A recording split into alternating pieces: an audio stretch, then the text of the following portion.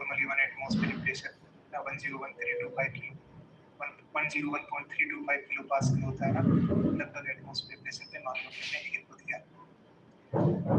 इसको बोलते हैं लो प्रेशर सिलेंडर, ये वाला, ये और कुछ नहीं है।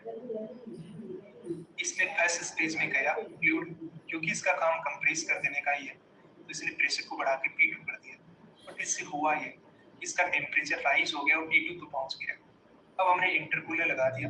इस इंटरकूलर का काम ये है, इसमें कूलिंग वाटर जाएगा, वाकई में कूलिंग वाटर जाएगा। क्या जाएगा? Cooling water. कूलिंग वाटर किस साइड में जाता है, कमेंट करके बताइए। अगर एक सेल ट्यूब हीट एक्सचेंजर है तो कूलिंग वाटर किस साइड में जाता है? कूलिंग वाटर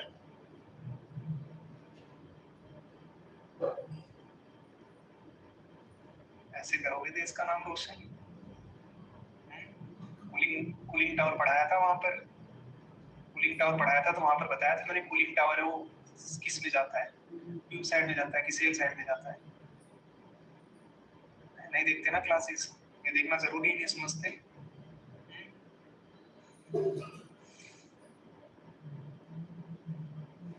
कूलिंग वाटर है वो हमेशा ट्यूब साइड में जाता है। समझ में आ रही है मेरी बात क्या बोल रहा हूँ मैं? ठीक है ना, ट्यूब साइड में हमेशा जाता है।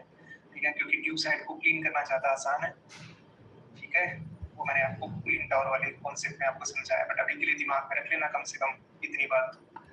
तो हमारे पास ये ट्यूब साइड के अंदर जाएगा, सेल साइड में हमारे पास है, इसका टेम्परेचर और डाउन करके T3 चले आए हम। अब हम वापस से मान लो किसी ने 300 किलो पास्कल पे दिया था, तो 300 पे ही रह गए।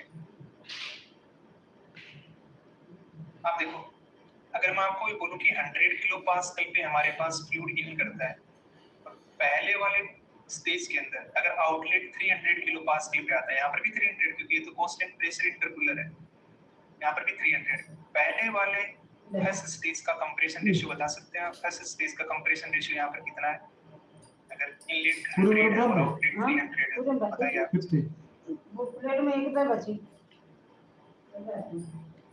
सर लेकिन हाई प्रेशर पे हमारे पास फ्लूइड जाएगा तो सेल डैमेज नहीं होगा। तुम्हें क्या लग रहा है सेल मतलब कोई ऐसे कोई, मतलब तुम्हें क्या लगता है ऐसे पपड़ी से बना होता है क्या?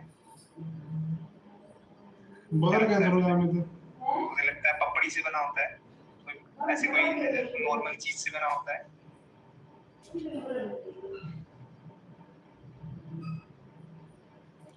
ठीक है, बहुत अच्छी डिजाइन की होती है। ठीक है ना, ऐसे नहीं है कि डिजाइन प्रेशर होता है सबका।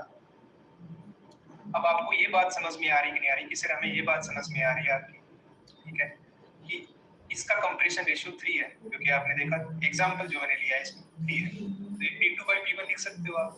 फिर सेकंड स्टेज में गया है, तो इसमें वापस से हमारे पास है कंप्रेस होगा और 900 किलो पास्कल। ठीक है, तो सेकंड स्टेज का कंप्रेशन रेशियो ये भी 3 है, तो एक बार ये एक्सप्लोजन ये भी 3 है।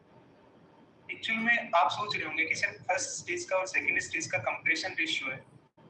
पहली बात, इसको लो प्रेशर क्यों बोला?